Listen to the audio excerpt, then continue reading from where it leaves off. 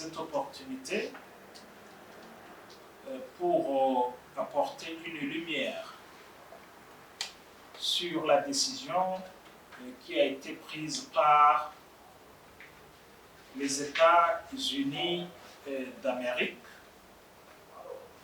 de ne pas octroyer les visas aux ressortissants burundais qui désirent voyager aux États-Unis, et surtout les Burundais qui possèdent les passeports ordinaires.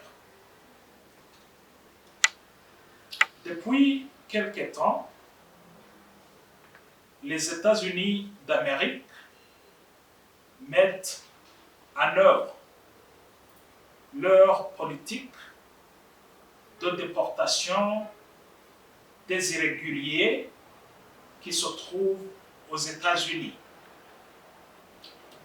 Le Burundi, pour faciliter les États-Unis d'Amérique à mettre en œuvre cette politique, nous avons tout fait pour travailler en collaboration avec l'ambassade des États-Unis d'Amérique ici au Burundi. Et notre ambassade aux États-Unis d'Amérique a travaillé avec la partie américaine pour effectivement leur faciliter dans cette tâche.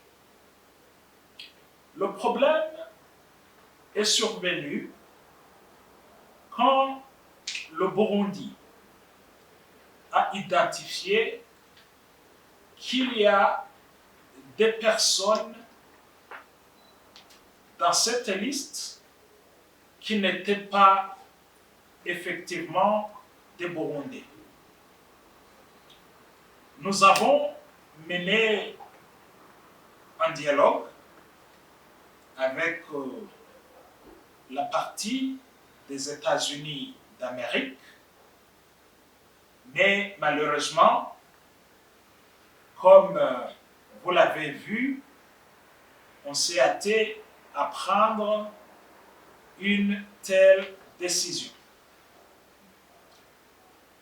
En ce qui nous concerne, nous voudrions réitérer l'engagement du Burundi de continuer à collaborer avec la partie des États-Unis d'Amérique pour trouver une issue heureuse à ce problème.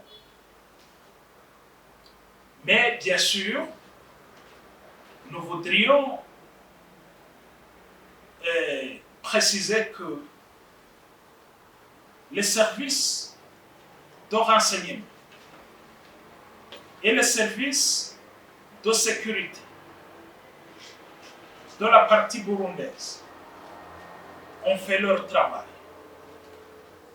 Parmi les gens qui étaient envoyés dans la liste que la partie américaine avait présentée à la partie burundaise, nous avons trouvé effectivement qu'il y a des gens qui ne sont pas des Burundais. Nous ne pouvons pas commettre l'erreur de recevoir des personnes déportées qui ne sont pas de nationalité burundaise. Il faut que la partie des États-Unis d'Amérique puisse comprendre cela.